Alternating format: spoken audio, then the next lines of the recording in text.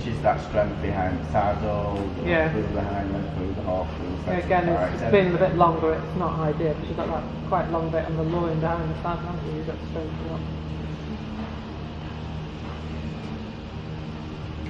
Good, right, let's we just do the left. Do the right. We just on the left. Yeah, so let's do some more on the right.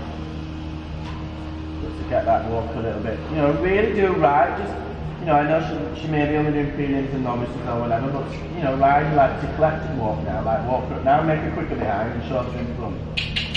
I'll give her a quick one. Yeah, that reaction could be better, yeah. Good. Don't let her pull away. She's gathering the hind legs up underneath you.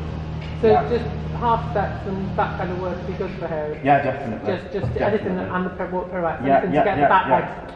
And this, what's going on in the contact, I almost feel like if you're not getting to that point, you're probably not closing it up enough. Do you know what I mean? That she's just a bit like, oh God, you're making my body feel different here. Yeah. It's a real good example of breaking eggs to make a cake. You know, she might come a bit like, a bit short. But when you just gather her up and just get her to condense and then ride that out.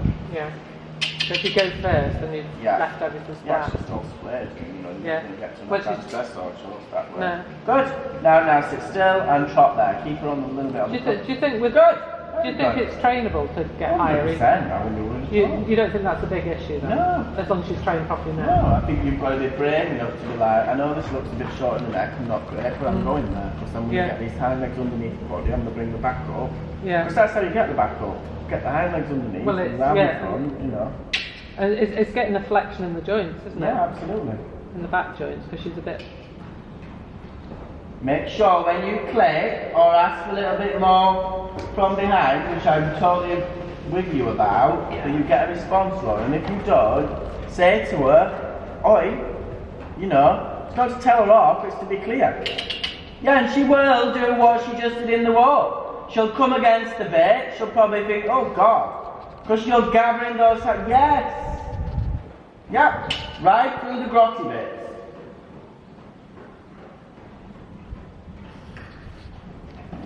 Push it together more. Go on, push it now. Now really going to push it together more until she gets annoyed at you. Just as an experiment. Yeah.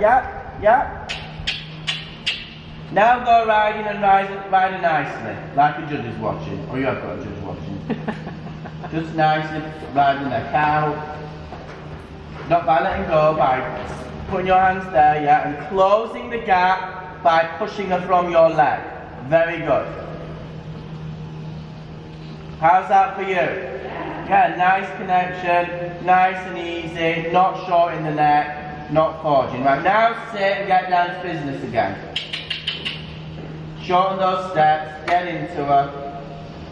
You know, go on, sharpen the leg. Do some shouldering, even if it's shit.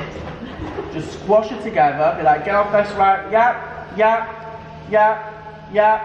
Now try and make a rounder without letting go. Make a rounder while she's squashed up like that, Yes. Shouldering again. Don't mind it not looking like a lot, it's not the point. Even if you barely get any angle. Get the squash to the outside range, you know what I mean? That she scrunches up to that left range from your right leg. Even if the angle's practically invisible, that you get the feeling it's a shouldering. Yes. Well ridden, very good. Now ride nicely. Pressure relief. There you are. And then she's really taking your hand, she's out to the range, she's connected, and she's better behind now.